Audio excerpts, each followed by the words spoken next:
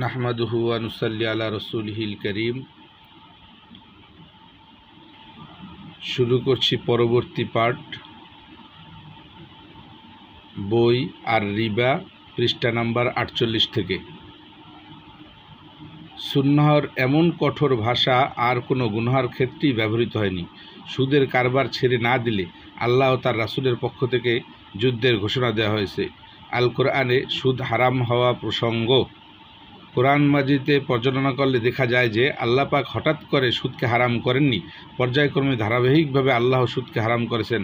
আল কোরআনের 4টি সূরার মোট 15টি আয়াতকে রিবা সংক্রান্ত আয়াতে বলা হয়, তবে সুদ সম্পর্কিত সরাসরি আয়াত হচ্ছে 6টি। সুদ সম্পর্কে আল কোরআনের ধারাবাহিক আলোকপাত নিম্নরূপ। সুদ সম্পর্কে নাজিলকৃত আয়াতসমূহের নাজিলের ধারাক্রম: সূরার নাম, আয়াত নং, মোট আয়াতের সংখ্যা, নাজিল হওয়ার সময়কাল। সূরা নং 30 সূরা আর রুম, আয়াত নং 39, মোট আয়াত সংখ্যা 1, নবুয়াতের 5ম বর্ষে 615 খ্রিস্টাব্দ। সূরা নং 4 সূরার নাম আন-নিসা, আয়াত নাম্বার 160 থেকে 161, মোট আয়াত সংখ্যা 2, নাজিল হওয়ার সময়কাল হিজরতের পর 1 থেকে 4 হিজরি সনের মধ্যে। সূরা নাম্বার 3 সূরার নাম সূরা আলে ইমরান, আয়াত নং 130 থেকে 134, আয়াতের সংখ্যা 5, ওহুদ যুদ্ধের পর।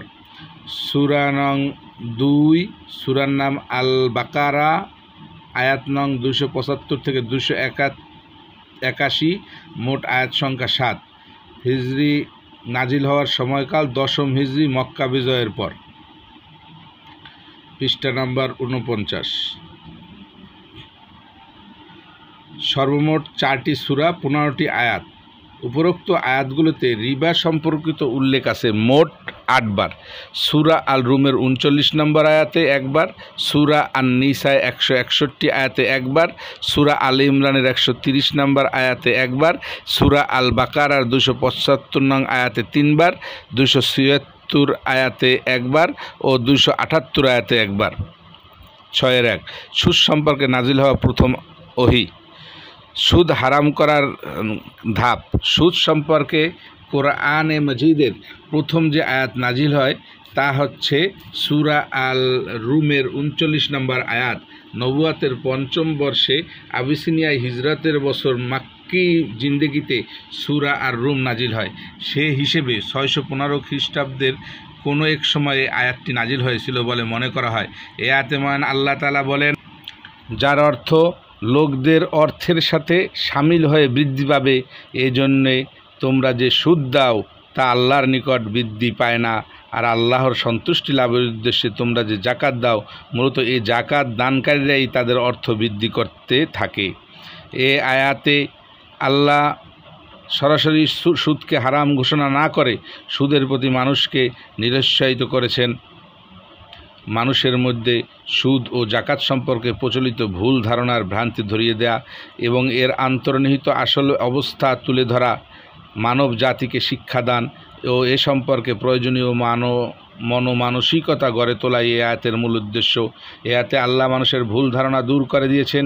কিছু মানুষ মনে করে সুদ সম্পদ বাড়ায় আর এজন্য সুদ লেনদেন করে, কিন্তু আল্লাহ জানিয়ে দিয়েছেন এ ধারণা ভ্রান্ত।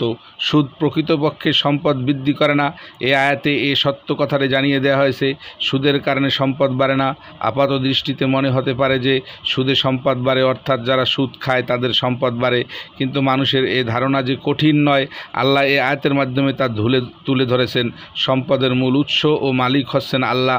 সে উৎসে আল্লাহর কাছে কোনো সম্পদ বাড়ে না। সুদ সম্পদ হস্তান্তর করে। সুদের মাধ্যমে সুদ প্রদানকারীদের সম্পদ সুদ গ্রহীতাদের কাছে চলে যায় এবং তারা আরও ধনী হয়। সুদখোরের সম্পদ ব্যাহত বৃদ্ধি পেলেও তা বৃদ্ধি পায় অপরের সম্পদ অন্যায়ভাবে নিয়ে নেওয়ার কারণে। এতে গোটা সমাজের সম্পদ অপরিবর্তিত থেকে যায়। এই বৃদ্ধি সত্যিকারভাবে বৃদ্ধি নয়, সম্পদের হস্তান্তর মাত্র। সুদ সম্পদ হস্তান্তরের একটি মস্ত বড় হাতিয়ার। এ আয়াতে আরও বলা হয়েছে, আল্লাহর সন্তুষ্টির জন্য সুদ নয়, জাকাতই উত্তম পন্থা। জাকাত দিলে আল্লাহ তাআলা সন্তুষ্ট হন। তৎকালে সুদখোর পুঁজিপতিরা মনে করত জাকাত দিলে বা দান খয়রাত করলে তাদের সম্পদ কমে যাবে। উৎপাদন বৃদ্ধির ক্ষেত্রে জাকাতের অবদানের কথা তাদের জানা ছিল না, কারণ জাকাতের মাধ্যমে সমাজের গরিব অসহায় দুস্থদের হাতে অর্থ বা ক্রয় ক্ষমতা দিলে এরা নিজেদের অভাব পূরণার্থে বেশি করে প্রয়োজনীয় পণ্য সামগ্রী ক্রয় করবে। ফলে বাজারে পণ্য সামগ্রীর কার্যকর চাহিদাও পূর্বের তুলনায় বেশি হবে। বর্ধিত চাহিদা পূরণের জন্য বিনিয়োগ বাড়বে, উৎপাদন ও যোগান বৃদ্ধি পাবে, বিক্রি বেশি হবে, উৎপাদনকারীর লাভের পরিমাণ বেড়ে যাবে। জাকাত এভাবে ক্রয় ক্ষমতা সৃষ্টির মাধ্যমে চাহিদা, উৎপাদন, মুনাফা বৃদ্ধি করে থাকে। কাজেই যে জাকাত দেয়া হয় তা আবার বর্ধিত মুনাফা হারে দানকারীর হাতেই ফিরে আসে। আল্লাহর ঘোষণা কত যথার্থ দেখা যাচ্ছে সূরা আর রুমের এই আয়াতে। আল্লাহ সুদ ও জাকাতের প্রকৃত অর্থনৈতিক তাৎপর্য মানুষকে জানিয়ে দিয়েছেন। একদিকে সুদ সম্পদ বাড়ায় বলে প্রচলিত ধারণায় ভ্রান্তি তুলে ধরা হয়েছে, যাতে মানুষ তাদের ভুল বুঝতে পারে এবং সতর্ক হয়। অপরদিকে জাকাত ভিত্তিক অর্থনৈতিক সুফলের কথা জানিয়ে সেজন্য মনমানসিকতা তৈরি ও জাকাত প্রদানের আগ্রহ সৃষ্টি করেছেন।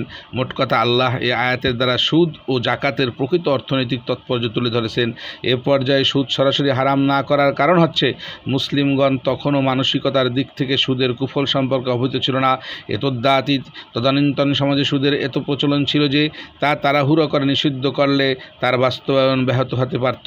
তবে আয়াতে এ সূক্ষ্ম ইঙ্গিত দেওয়া হয়েছে যে সুদী কারবার আল্লাহর অনুকূল্য ও অনুগ্রহ থেকে বঞ্চিত হয়। সুদ সম্পর্কে নাজিল হওয়া দ্বিতীয় ওহী। সুদ হারাম করার দ্বিতীয় ধাপ। অতঃপর সুদ সম্পর্কে দ্বিতীয় পর্যায়ে যে আয়াত নাজিল হয় তা সূরা আন-নিসার 160 থেকে 161 আয়াত। এখানে ইহুদিদের নানা অপরাধ, অন্যায় ও অপকর্ম বিবরণ দিতে গিয়ে তাদের সুদ খাওয়ার কথা বলা হয়েছে। এই অধ্যায়ে বলা হয়েছে, ইহুদিদের জুলুমমূলক কাজের কারণে এবং এ কারণে যে তারা আল্লাহর পথ হতে লোকদের বিরত রাখে এবং সুদ গ্রহণ করে, যা করতে তাদেরকে নিষেধ করা হয়েছিল, এবং লোকদের অর্থ সম্পদ অন্যায়ভাবে আত্মসাৎ করার কারণে আমরা এমন অনেক পাক পবিত্র জিনিসই তাদের প্রতি হারাম করে দিয়েছি, এবং তাদের মধ্যে যারা কাফির তাদের জন্য আমরা কষ্টদায়ক আযাব নির্দিষ্ট করে দিয়েছি। দ্বিতীয় পর্যায়ে নাজিলকৃত আয়াতের মাধ্যমে আল্লাহ ইহুদের কৃত পাপ ও অপকর্মসমূহের বিবরণ দিতে গিয়ে তাদের সুদ লেনদেনের ইতিহাস এবং এর ফলে দুনিয়ায় তাদের পরিণতি ও আখিরাতে আযাবের কথা বলে মানুষকে সতর্ক করেছেন। ডাক্তার এম উমর চাপরা বলেছেন, সূরাতুন নিসার আলোচ্য আয়াতে আল্লাহ সুদকে স্পষ্ট ভাষায় অন্যায় ভক্ষণের মধ্যে শামিল করেছেন। অর্থাৎ সুদও এক ধরনের অন্যায় ভক্ষণ ও জুলুম। শুধু তাই নয়, সুদ এমন এক ধরনের অন্যায় ভক্ষণ বা ঋণ পরিশোধ না হওয়া পর্যন্ত সময়ের গতির সাথে গুণে গুণে বেড়ে যেতে থাকে, এমনকি তা অসীম পর্যায়ে বাড়তে থাকে। সুদখোররা সুদ একবার নিয়েই শেষ করে না, বরং সময়ের গতির সাথে তারা তাদের অন্যায় ভক্ষণের পরিমাণ ক্রমাগতভাবে বাড়িয়ে যেতে থাকে। ফলে অধিকাংশ ঋণগ্রহীতা তাদের সর্বস্ব দিয়েও জীবনে এ সুদ পরিশোধ করে যেতে পারে না। এই আয়াতে সরাসরি সুদকে হারাম ঘোষণা না করে বলা হয়েছে যে ইহুদের জন্য ইতিপূর্বে সুদ হারাম করা হয়েছিল, কিন্তু ইহুদিরা আল্লাহর নির্দেশ অমান্য করেছিল। তারা সুদ খেত, যদিও তাদেরকে তা খেতে নিষেধ করা হয়েছিল। ইহুদিরাই সর্বপ্রথম রিবা ভিত্তিক কারবার আরম্ভ করে এবং এজন্য আল্লাহ রাব্বুল আলামিন তাদেরকে কঠোর শাস্তি দিয়েছিলেন। একইভাবে পরবর্তীকালেও যারা সুদের কারবার করবে তাদের জন্য আল্লাহর শাস্তি অবধারিত। ইহুদিদের চালু করা সুদ প্রথা আল্লাহ নিষিদ্ধ ঘোষণা করেছেন।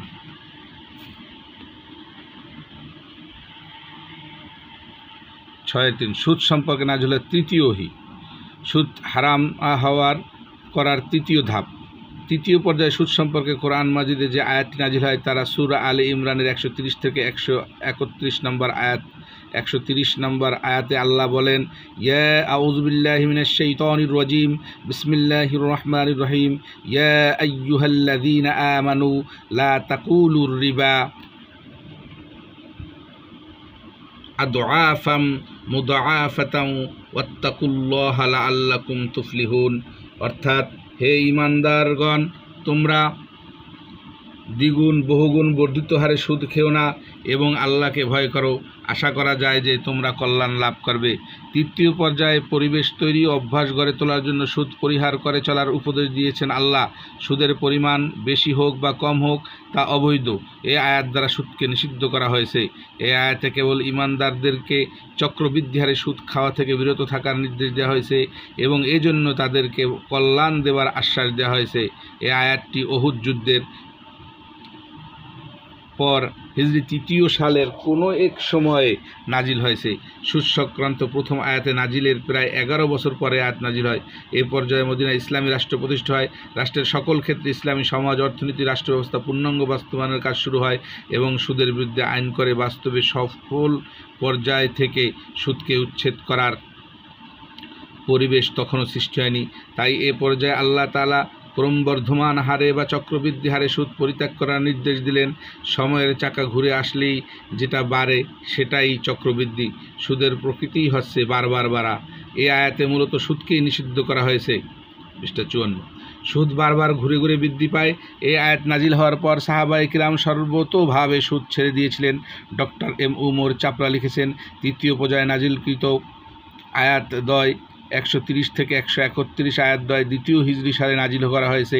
এতে মুসলিমদের সুদ খাওয়া থেকে বিরত থাকার নির্দেশ দেওয়া হয়েছে যদি তারা নিজেদের কল্যাণ চায়। সৈয়দ কুতুব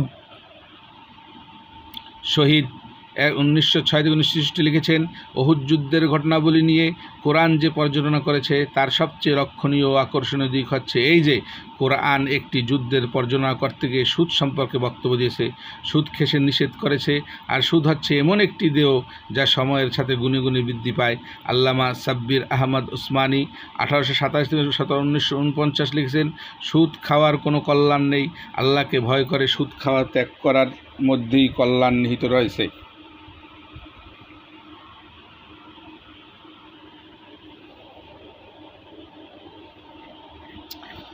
6-4 সুদ সম্পর্কে নাজিল হওয়া চতুর্থ ও সর্বশেষ ওহী।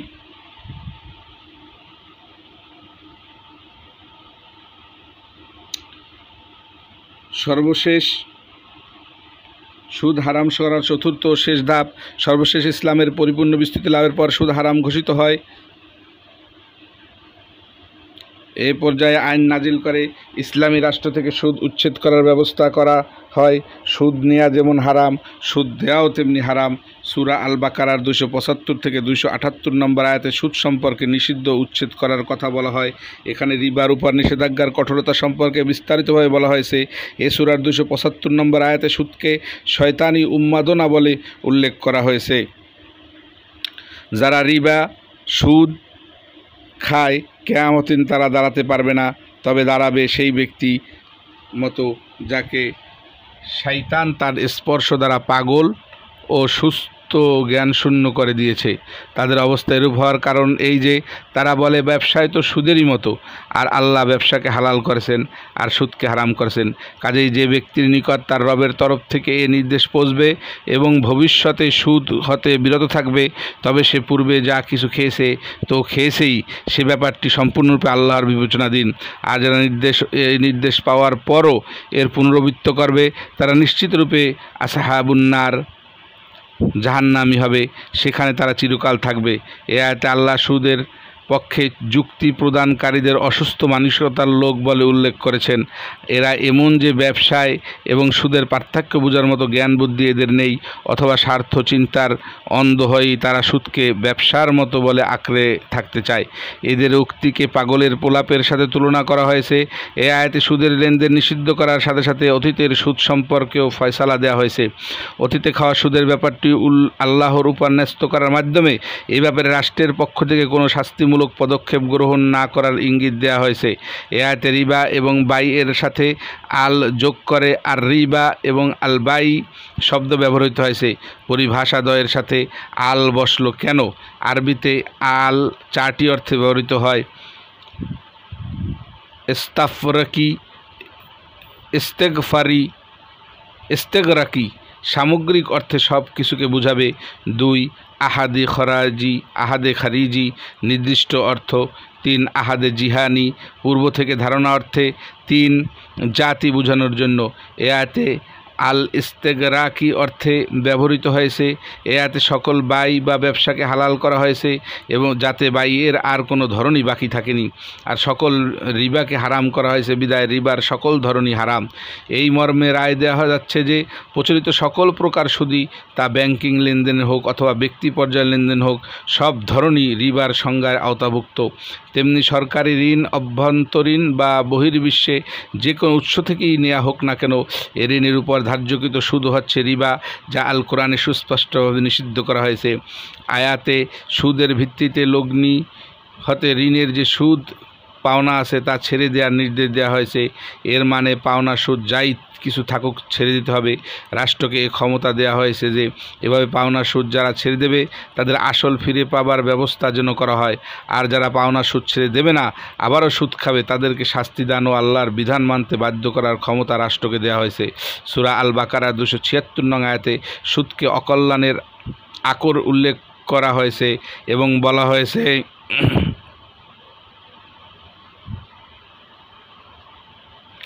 আল্লাহ তাআলা সুদ নির্মূল করেন, দান সদকাকে তিনি উত্তরোত্তর বৃদ্ধি করেন। আল্লাহ তাআলা তার নিয়ামতের প্রতি অকৃতজ্ঞ, দুর্নীতিবাজ, পাপিষ্ঠ ব্যক্তিদের কখনো পছন্দ করেন না। সুদ হারাম করে আইন নাজিলের সাথে সাথে আলোচ্য আয়াতে আল্লাহ পাক একদিকে সুদের ধ্বংসকর পরিণতি সম্পর্কে সতর্ক করেছেন, অপরদিকে সদকাহর সুফল হচ্ছে সমৃদ্ধি এ কথা জানিয়ে মানুষকে সদকা প্রদানে উদ্বুদ্ধ করেছেন। সেই সাথে আল্লাহ সুদখোরকে অকৃতজ্ঞ পাপী ঘোষণা করেছেন এবং আল্লাহ তাদেরকে পছন্দ করেন না বলে সতর্ক করে দিয়েছেন। এ আয়াতে আল্লাহ ইয়ামহাকু শব্দ ব্যবহার করেছেন যার মূল হচ্ছে মাহক।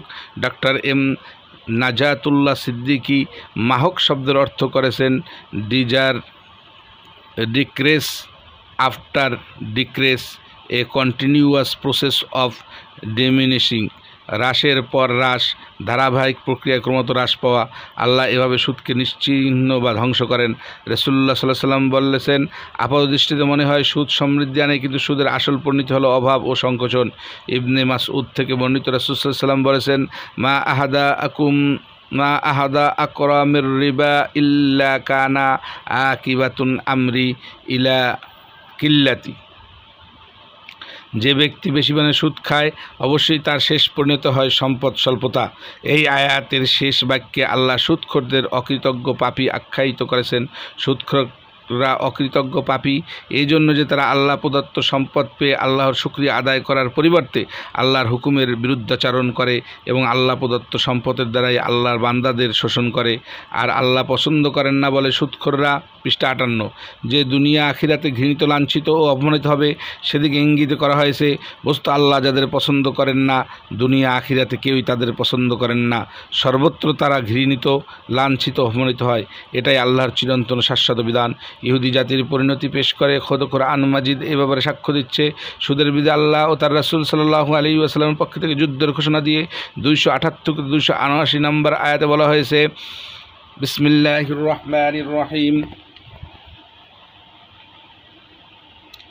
ইয়া আইয়ুহাল্লাযীনা আমানুত্তাকুল্লাহা ওয়া যারু মা বাকিয়া মির রিবা ইন কুনতুম মুমিনিন ফাইন লাম তাফআলু ফাআযানু বিহারবিম মিনাল্লাহি ওয়া রাসূলিহি ওয়া ইন তুবতুম ফালাকুম রুউসু আমওয়ালিকুম লা তাজলিমুনা ওয়ালা তুজলামুন।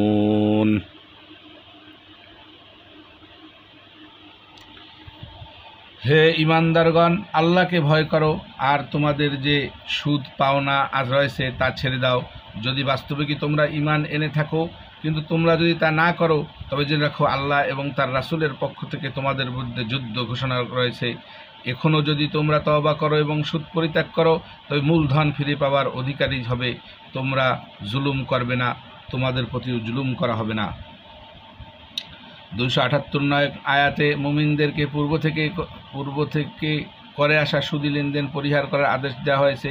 তারপর বলা হয়েছে তোমরা মুমিন হলে অবশ্যই তা ছেড়ে দেবে, এটাই ঈমানের দাবি। অথবা সুদ পরিহার না করলে তাদের বিরুদ্ধে আল্লাহ তার রাসূলের পক্ষ থেকে যুদ্ধ ঘোষণা করা হয়েছে। সুদি কারবারের অপরাধের দরুন পার্থিব জগতে নানা সমস্যার সৃষ্টি হয়, মানব জীবনে নেমে আসে নানা অশান্তি দুর্ভোগ। পবিত্র কোরআনে এবং মহানবী ইসলামের হাদিসে আরও অনেক অপরাধের কথা বলা হলেও সেসব অপরাধের বিরুদ্ধে আল্লাহ ও তার রাসূলের পক্ষ থেকে যুদ্ধ ঘোষণা করা হয়নি। একমাত্র সুদের বিরুদ্ধে আল্লাহ ও তার রাসূলের পক্ষ থেকে যুদ্ধ ঘোষণা করা হয়েছে। কাজী পৃষ্ঠা 59।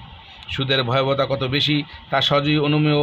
এসব আয়াত নাজিল হওয়ার পর ইসলামী রাষ্ট্রের সীমানার মধ্যে সুদী কারবার একটি ফৌজদারি অপরাধে পরিণত হয়।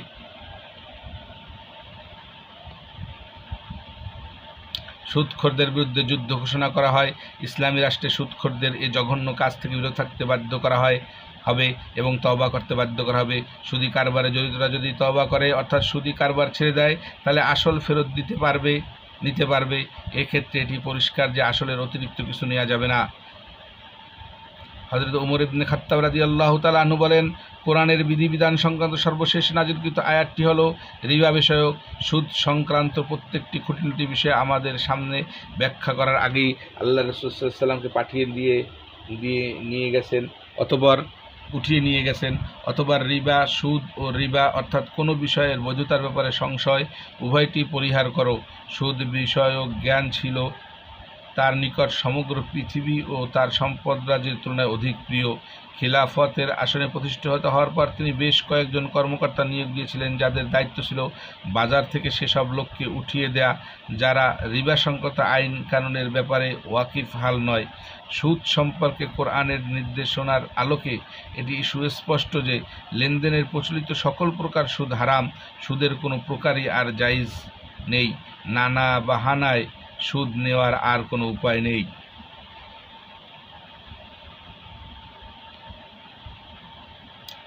রিবা ইন আল হাদিদ। রিবা সংবলিত মশহুর হাদিসসমূহ নিম্নরূপ।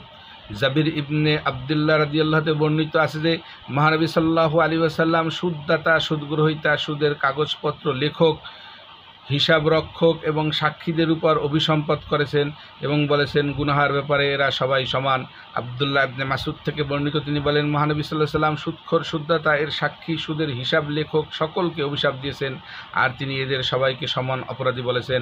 এ হাদিসের মর্ম অনুযায়ী সুদ সংক্রান্ত হিসাবপত্র লেখার কাজে সম্পৃক্ত হওয়া জায়েজ নয়। সুদ ব্যভিচারের চেয়েও নিকৃষ্ট।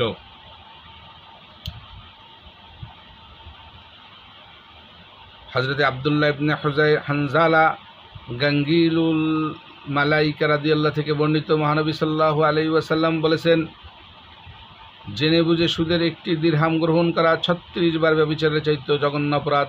আব্দুল্লাহ ইবনে হানজালা রাদিয়াল্লাহু বর্ণনা করেছেন, মহানবী সাল্লাল্লাহু আলাইহি ওয়াসাল্লাম বলেন, কোনো ব্যক্তি যদি এক দিরহাম রিবা জ্ঞাতসারে গ্রহণ করে তবে তা 36 বার ব্যভিচার করার চেয়েও অনেক ভয়াবহ। আবু হুরায়রা রাদিয়াল্লাহু বর্ণনা করেন, মহানবী সাল্লাল্লাহু আলাইহি ওয়াসাল্লাম বলেন, রিবার গুনাহ 70 প্রকার, তার মধ্যে সবচেয়ে নিম্নতমটি হলো একজন লোক তার নিজ মায়ের সাথে ব্যভিচার করার সমান। আন আব্দুল্লাহি আনিন নবী সাল্লাল্লাহু আলাইহি ওয়াসাল্লাম ক্বালা আর রিবা উ সালাসাতুন ওয়া সাবউনা বাবা। আব্দুল্লাহ ইবনে মাসউদ রাদিয়াল্লাহু বর্ণনা করেছেন, মহানবী সাল্লাল্লাহু আলাইহি ওয়াসাল্লাম বলেছেন, সুদের গুনাহের 73টি স্তর রয়েছে, তার মধ্যে নিম্নতর স্তর অপরাধের পরিমাণ হলো নিজের মায়ের সাথে জিনায় লিপ্ত হওয়ার সমান। এই হাদিস আব্দুল্লাহ ইবনে মাসউদ রাদিয়াল্লাহু ছাড়াও অন্যান্য যারা বর্ণনা করেছেন তাদের মধ্যে আবু হুরায়রা রাদিয়াল্লাহু, আব্দুল্লাহ ইবনে আব্বাস রাদিয়াল্লাহু, আব্দুল্লাহ ইবনে সালামা রাদিয়াল্লাহু, বারা ইবনে আজিব রাদিয়াল্লাহু প্রমুখ রয়েছেন।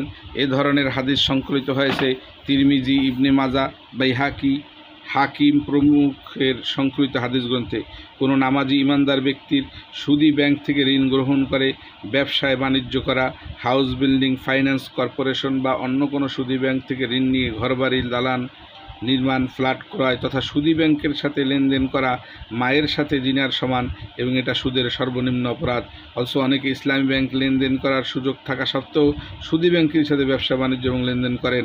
পাশ্চাত্যের পত্রপত্রিকার নিকট আত্মীয় স্বজনদের মধ্যে জিনার খবর প্রকাশিত হলে বাংলাদেশের মুসলমানরা আশ্চর্য হয়, কিন্তু আমরা আশ্চর্য হই না যে এজন্য যে ইসলামী উম্মার একটি অংশ সুদী ব্যাংক ব্যবস্থার সাথে প্রত্যক্ষ বা পরোক্ষভাবে এমনভাবে লিপ্ত যে তারা মায়ের সাথে জিনার মতোই পাপ করে যাচ্ছে। অপর এক হাদিসে বলা হয়েছে, জিনা ও সুদ যে কোনো জাতিকে ধ্বংসের দিকে ঠেলে দেয়। হযরত আবু হুরায়রা রাদিয়াল্লাহু আনহু বর্ণিত পৃষ্ঠা 62। রাসূলুল্লাহ সাল্লাল্লাহু আলাইহি ওয়াসাল্লাম বলেছেন, মিরাজ রজনীতে আমি সপ্তম আকাশে পৌঁছে যখন উপরের দিকে তাকালাম তখন বজ্রধ্বনি, বিদ্যুৎ ও প্রকট শব্দ শুনতে পেলাম। অতঃপর আমি এমন এক সম্প্রদায়ের কাছে এলাম যাদের পেট ছিল একটি ঘরের ন্যায় ফোলা ও বিস্তৃত। তাদের পেট ছিল সর্পে ভরপুর, সর্পগুলো বাহির থেকে দেখা যাচ্ছিল। আমি জিজ্ঞেস করলাম, হে জিবরাইল, এরা কারা? তিনি বললেন, তারা হলো সুদখোর সম্প্রদায়। আন ইবনে মাসউদ আনিন নবী সাল্লাল্লাহু আলাইহি ওয়াসাল্লাম কল, মা আহাদুন আকসারা মিনার রিবা ইল্লা কানা আকিবাতুন আমরিহি ইলা কিল্লাতি। আব্দুল্লাহ ইবনে মাসউদ রাদিয়াল্লাহু বর্ণনা করেছেন, মহানবী সাল্লাল্লাহু আলাইহি ওয়াসাল্লাম বলেছেন, যদি কোনো কেউ বেশি বেশি সুদের লেনদেন করে, অতিরিক্ত সম্পদ উপার্জন করে, তবে তার পরিপন্থী লাঞ্ছনা ছাড়া আর কিছুই নয়। এছাড়াও মহানবী সাল্লাল্লাহু আলাইহি ওয়াসাল্লাম আরও অনেক হাদিসে রয়েছে যেখানে তিনি সুদ সম্পর্কে আরও অনেক কঠোর ভাষা প্রয়োগ করেছেন। ইসলামী সমাজ ব্যবস্থা ও অর্থনীতির যাবতীয় অসৎ কাজের মধ্যে সুদকে সবচেয়ে বড় পাপ বলে গণ্য করা হয়েছে। যে সুদকে কোরআন, আল্লাহ ও তার রাসূলের সাথে যুদ্ধ ঘোষণায় শামিল বলা হয়েছে। অনেকে নিয়মিত নামাজ রোজা করেও সে সুদই খাচ্ছেন বা দিচ্ছেন। বহু ধর্মপ্রাণ ধনী ব্যক্তিকে দেখা যায় তারা সারা বছর লাখ লাখ টাকা সুদ অর্জন করেছেন, এরপর বছর শেষে কয়েক হাজার টাকা জাকাত দিচ্ছেন। এসব ধনী ব্যক্তিদের আল্লাহ ভীতি, আখিরাত চিন্তা যদি আরও শোনিত হতো, তাহলে তারা নিজেদের ব্যবসায় বাণিজ্যের পুরো লেনদেনে ইসলামী ব্যাংকের সাথে করতেন। সুদী ব্যাংকে সর্বতোভাবে পরিহার করে চলতেন, কারণ সুদ ও সুদভিত্তিক লেনদেন চিরকালের জন্য হারাম বা নিষিদ্ধ করা হয়েছে। বস্তু সুদের মতো সমাজ বিধ্বংসী অর্থনৈতিক হাতিয়ার আর দ্বিতীয়টি নেই। সুদের পরিণাম এত ভয়াবহ যে কেবল সুদ গ্রহীতা নয়, সুদদাতা, এর লেখক ও সাক্ষীরাও এর ভয়াবহ পরিণতি থেকে রেহাই পাবে না। সুদের জঘন্য ভয়াবহ পরিণাম সম্পর্কে রাসূলুল্লাহ সাল্লাল্লাহু আলাইহি ওয়াসাল্লাম খুবই স্পষ্ট কথা বলেছেন। এদের সংক্রান্ত কয়েকটি হাদিস রেফারেন্স সহ নিচে উদ্ধৃত হলো। আন আব্দুল্লাহ ইবনে মাসউদিন ক্বালা লাআনা রাসূলুল্লাহ সাল্লাল্লাহু আলাইহি ওয়াসাল্লাম আকিলির রিবা ওয়া মাওয়াকিলাহু ওয়া কাতিবাহু ওয়া সাহিদাইহি।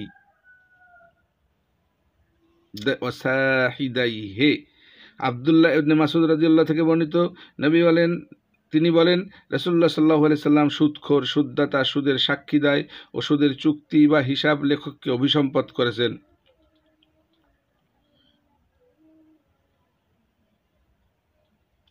জাবির ইবনে আব্দুল্লাহ রাদিয়াল্লাহু বর্ণিত আছে, রাসূলুল্লাহ সাল্লাল্লাহু আলাইহি ওয়াসাল্লাম সুদ গ্রহীতা, সুদদাতা, সুদের লেখক এবং সুদী লেনদেনের সাক্ষীদ্বয়ের প্রতি অভিসম্পাত করেছেন।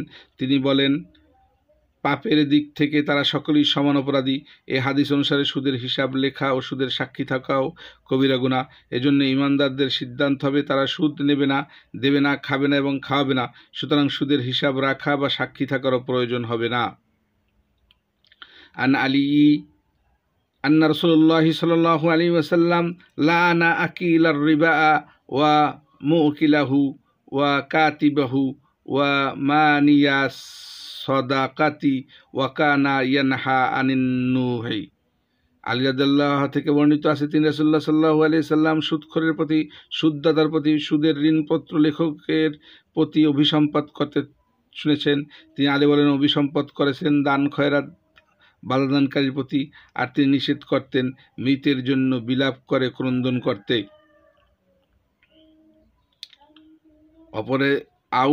অপরে হাদিসে আউন ইবনে আবি জুহাইর রাহমাতুল্লাহ রাদিয়াল্লাহু তার পিতা থেকে বর্ণনা করেছেন, রাসূলুল্লাহ সাল্লাল্লাহু আলাইহি সাল্লাম শরীরে উদ্গ্রহণ ও অঙ্কনকারিণী, সুদগ্রহীতা ও সুদদাতার উপর অভিসম্পাত করেছেন।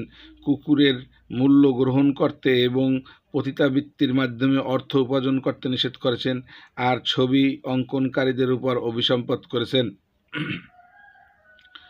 আন আলিয়িন ক্বালা লাআনা রাসূলুল্লাহ সাল্লাল্লাহু আলাইহি ওয়াসাল্লাম আশারাতান আকিলার রিবা ওয়া মুকিলাহু ওয়া কাতিবাহু ওয়া শাহিদাইহি ওয়াল হালু ওয়াল মাহাল্লাল্লাহু ওয়া মানিয়া সাদাকাতি ওয়াল ওয়াশিমাতা ওয়াল মুস্তাওয়াশিয়াত। আলী রাদিয়াল্লাহু থেকে বর্ণিত, তিনি বলেন, রাসূলুল্লাহ সাল্লাল্লাহু আলাইহি ওয়াসাল্লাম 10 শ্রেণীর লোককে অভিশাপ প্রদান করেছেন। 1 সুদখোর, 2 সুদদাতা, 3 সুদের লেখক, 4 ও 5 সুদের 2 জন সাক্ষী, 6 হালালাকারী, 7 যার জন্য হালালা করা হয়, 8 সাদকা প্রদান অস্বীকারী, 9 উল্কি অঙ্কনকারী, 10 উল্কি গ্রহণকারিণী। 65। অন্য হাদিসে হারিস ইবনে আব্দুল্লাহ ইবনে আওয়ার রাদিয়াল্লাহু থেকে বর্ণিত, তিনি বলেন, আব্দুল্লাহ বলেছেন, জেনে বুঝে সুদ গ্রহীতা, সুদদাতা, সুদের লেখক, সুদের সাক্ষীদ্বয়, সৌন্দর্যের জন্য নিজ শরীরে উল্কি গ্রহণ ও অঙ্কনকারিণী, জাকাত প্রদানে গরিমসিকারী এবং হিজরতের পর বাড়িতে ফিরে আসা ব্যক্তিরা মুহাম্মদ সাল্লাল্লাহু আলাইহি ওয়াসাল্লামের জবানে কিয়ামতের দিন অভিসম্পদকৃত। আবু হুরায়রা রাদিয়াল্লাহু থেকে বর্ণিত আছে, রাসূলুল্লাহ সাল্লাল্লাহু আলাইহি ওয়াসাল্লাম বলেছেন, আল্লাহ তাআলা 4 ব্যক্তিকে জান্নাতে প্রবেশ না করানোর সিদ্ধান্ত নিয়েছেন এবং তাদের জান্নাতের কোনো নিয়ামত ভোগ করার সুযোগও দেবেন না। এরা হলো 1 মদ্যপানে অভ্যস্ত ব্যক্তি, সুদখোর, অন্যায়ভাবে ইয়াতিমের মাল ভক্ষণকারী এবং সর্বশেষ পিতামাতার অবাধ্য সন্তান। পৃষ্ঠা 66। হযরত আবু হুরায়রা রাদিয়াল্লাহু থেকে বর্ণিত আছে, রাসূলুল্লাহ সাল্লাল্লাহু আলাইহি ওয়াসাল্লাম বলেছেন, ক্ষতিকর 7টি বিষয় থেকে তোমরা বিরত থাকবে। সাহাবীগণ জিজ্ঞেস করলেন, হে আল্লাহর রাসূল সাল্লাল্লাহু আলাইহি ওয়াসাল্লাম, যে 7টি বিষয় কি? জবাবে তিনি বলেন, 1 আল্লাহর সাথে কাউকে শরীক করা, 2 জাদুবিদ্যা শিক্ষা প্রদর্শন করা, অন্যায়ভাবে কাউকে হত্যা করা, সুদ ভক্ষণ করা, ইয়াতিমের মাল ভক্ষণ করা, জিহাদের ময়দান থেকে পলায়ন করা এবং কোনো সতীসাধ্যী রমণীকে মিথ্যা অপবাদ দেয়া। আবু হুরায়রা রাদিয়াল্লাহু থেকে বর্ণিত আছে, তিনি বলেন, রাসূলুল্লাহ সাল্লাল্লাহু আলাইহি ওয়াসাল্লাম বলেছেন, সুদখোর জান্নাতে প্রবেশ করবে না। সামুরা ইবনে জুনদুব রাদিয়াল্লাহু থেকে বর্ণিত, রাসূলুল্লাহ সাল্লাল্লাহু আলাইহি ওয়াসাল্লাম বলেছেন, আজ রাতে মিরাজে আমি স্বপ্নে 2 জন লোককে দেখলাম। তারা আমার নিকট এসে আমাকে নিয়ে একটি পবিত্র ভূমিতে গেল। আমরা চলতে চলতে একটা রক্ত নদীর তীরে পৌঁছে গেলাম। নদীর মধ্যখানে একজন লোক দাঁড়িয়েছিল আর নদীর তীরে অন্য একজন লোক দাঁড়িয়েছিল, যার সামনে ছিল কিছু পাথর। এরপর নদীর মাঝে দাঁড়ানো ব্যক্তি তীরের দিকে অগ্রসর হলে তীরে দাঁড়ানো লোকটি তার মুখমণ্ডল লক্ষ্য করে পাথর নিক্ষেপ করল এবং সে আগে যেখানে ছিল সেখানে ফিরে যেতে বাধ্য করল। এভাবে যখনই সে উঠে আসার চেষ্টা করছে, তখনই তীরের লোকটি তার মুখ লক্ষ্য করে পাথর ছুঁড়ে মারছে, যার ফলে সে পূর্বস্থানে ফিরে যাচ্ছে এবং পূর্ববৎ অবস্থায় গ্রহণ করছে। নবী সাল্লাল্লাহু আলাইহি সাল্লাম বলেন, আমি জিজ্ঞেস করলাম, এই লোকটিকে কী কারণে তার এই শাস্তি হচ্ছে বা তার অবস্থা কেন? তারা আমার সাথে লোক 2 জন বলল, নদীর মধ্যে দাঁড়ানো যে লোকটিকে দেখলেন সে একজন সুদখোর। পৃষ্ঠা 67। বিদায় হজের ভাষণ রাসূল সাল্লাল্লাহু আলাইহি ওয়াসাল্লাম রিবার বিরুদ্ধে দ্ব্যর্থহীন হুঁশিয়ারি উচ্চারণ করেছেন। এদিকে সুদ নিষিদ্ধের ঘোষণার তিনি বলেন, জাহিলি যুগের সমস্ত সুদ বাতিল করে দেয়া হলো। সর্বপ্রথম আমি আমার চাচা আব্বাস ইবনে আব্দুল মুত্তালিবের সুদ বাতিল করলাম। পৃষ্ঠা 67। অন্যান্য ধর্মের দৃষ্টিতে সুদ। পৃথিবীর সকল ধর্মেই সুদ নিষিদ্ধ। সুদ সকল ধর্মেই ঘৃণিত বিষয়। সুদ মানবতার দুশ্মন এবং মানুষের কল্যাণের পথে একটি বড় অভিশাপ হিসেবে চিহ্নিত হয়েছে। এজন্য বিভিন্ন ধর্ম সুদ নিষিদ্ধের ব্যাপারে নির্দেশনা দিয়েছে। নিম্নে প্রধান কয়েকটি ধর্মের সুদ সম্পর্কে শুধু নিষেধাজ্ঞা আলোচনা করা হলো। ইহুদি ধর্মের সুদ নিষিদ্ধ। বনি ইসরায়েলীদের মধ্যে আল্লাহ বহু সংখ্যক নবী ও রাসূল প্রেরণ করেছিলেন। এই নবী রাসূলদের কাছে আল্লাহর 3টি আসমানি কিতাবও নাজিল করেছেন। মূসা আলাইহিস সালামের উপর নাজিল করেছেন তাওরাত, দাউদ আলাইহিস সালামের উপর নাজিল করেছিলেন জাবুর এবং ঈসা আলাইহিস সালামের উপর নাজিল ইনজিল। সকল আসমানি কিতাবই সুদের লেনদেনকে নিষিদ্ধ করা হয়েছিল। কোরআনে বনি ইসরায়েলীদের ইহুদিদের ভর্ৎসনা করা হয়েছে, কেননা তারা সুদ খেতে নিষেধ করা সত্ত্বেও সুদ খেত। আল্লাহ বলেন, আউযু বিল্লাহি মিনাশ শাইতানির রাজীম, বিসমিল্লাহির রহমানির রহিম, ওয়া আখযিমুহুমুর রিবা ওয়া ক্বাদ নুহু ওয়া আনহু ওয়া আকলিহিম আমওয়ালান নাসি বিল বাতিল। তাছাড়া তাদের সুদ গ্রহণের কারণে যা থেকে তাদের নিষেধ করা হয়েছিল, তারা আর অন্যায়ভাবে মানুষের অর্থ সম্পদ গ্রাস করার কারণে। বনি ইসরায়েলীগণ নিষিদ্ধ হওয়া সত্ত্বেও সুদ গ্রহণ করত। তারা অন্যায়ভাবে মানুষের অর্থ সম্পদ গ্রাস করত। তাদের কাছে নাজিলকৃত গ্রন্থে সুদ নিষিদ্ধ ছিল। এছাড়া ইহুদিদের মৌলিক আইন গ্রন্থ তালমুদ এবং মিসনাহ তে ইহুদিদের সুদি লেনদেন করতে নিষেধ করা হয়েছে, এমনকি ইহুদিদের মধ্যে পরস্পর সুদ লেনদেনের ক্ষেত্রে মধ্যস্থকারী হিসেবেও কাজ করা, গ্যারান্টি প্রদান করা অথবা সাক্ষী হতেও নিষেধ করা হয়েছে। মুসা আলাইহিসসালামের কাছে নাজিলকৃত তাওরাতের 5টি পুস্তকের মধ্যে 3টিতেই সুদ নিষিদ্ধকরণ সংক্রান্ত আয়াত পাওয়া যায়। সেগুলো হচ্ছে 1 লেভিটিকাস 25:35-37, তাওরাত, if your brother meets with difficult times you shall give him shelter and lodging, though he be a stranger or a sojourner, that he may live with you. Do not exact from him any interest, riba, over and above that which you have spent on him. You have the anger of God for fear. See to it that your brother has freedom to live with you. It is not permissible for you to receive interest on what you spend or what you write off. তোমার ভাই যদি দুঃসময়ের নিষ্পতিত হয় তাহলে তুমি তাকে বাসস্থান ও আশ্রয় দেবে। সে যদি বিজাতীয় হয় অথবা অতিথি হয় তবুও তাকে তোমার সাথে বাস করতে দাও, আর তার জন্য যা কিছু ব্যয় করবে তার উপর সুদ গ্রহণ করবে না। প্রভুকে ভয় করো, তোমার ভাইয়ের অধিকার আছে তোমার সাথে বাস করার। তুমি যা খরচ করো বা মাফ করে দাও তার উপরে সুদ গ্রহণ করা বৈধ নয়। লেভিটিকাস এ ব্যবহৃত শব্দ হচ্ছে টারবিট অথবা মারবিট। এর অর্থ হচ্ছে ঋণদাতা কর্তৃক ঋণের উপর আদায়কৃত সুদ। পৃষ্ঠা 69। 2 অ্যাগ্রোডাস 22-24, তাওরাত, তোমরা যদি আমার কোনো লোককে অর্থ ধার দাও যারা গরিব, তবে তোমরা তার উত্তমর্ণ হবে না এবং তার কাছ থেকে সুদ আদায় করবে না। 2 ডিউটেরোনমি 23:19-20, তাওরাত, তোমরা তোমাদের স্বজাতির ভাইকে সুদ ধার দিবে না। অর্থের উপর সুদ, খাদ্য সামগ্রীর উপর সুদ এবং অন্য যে কোনো জিনিস যা ধার দেওয়া হয় তার উপর সুদ। ইহুদিদের কাছে প্রেরিত আল্লাহর নবী দাউদ আলাইহিসসালামকে দেয়া হয়েছিল জাবুর কিতাব। ইহুদিরা এই গ্রন্থকে বলে শামস। এই গ্রন্থেও সুদ নিষিদ্ধ করার প্রমাণ পাওয়া যায়। 4 পেসালমস 15:1-2-5, প্রভু আপনার তাঁবুতে স্থান পাবে কে? আপনার পবিত্র পর্বতগিরিতে কে বাস করবে? যে ন্যায় পথে চলে, পুণ্যের কাজ করে এবং সর্বান্ত কারণে সত্য কথা বলে, যে তার অর্থ সুদে খাটায় না অথবা নিরীহ লোকদের কাছ থেকে ঘুষ গ্রহণ করে না। প্রোভার্বস 28:8, যে সুদ খায় এবং অন্যায় উপার্জনের দ্বারা তার সম্পদ সম্পত্তি বৃদ্ধি করে, সে তার নিজের জন্য পুঞ্জীভূত করে, যা দরিদ্রদের দুর্দশা বাড়ায়।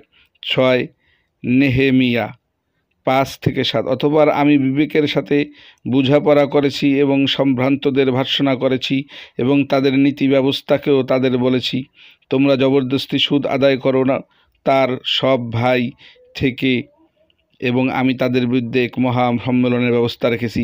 যদি ইসরায়েলিদের নিকট প্রেরিত আল্লাহর আর এক নবী ছিলেন জুলকিফল, যাকে এজিবেল বলা হয়, তার কাছে আল্লাহ যে বিধান নাজিল করেন তাতেও সুদ নিষিদ্ধ ছিল। কেউ কেউ মনে করেন জুলকিফল একজন আর এজিকেল আরেকজন নবী ছিলেন। এই অংশ এখানেই শেষ হলো। পরবর্তী অংশ পৃষ্ঠা 69 পর্যন্ত। সাবস্ক্রাইব করুন, লাইক শেয়ার করুন।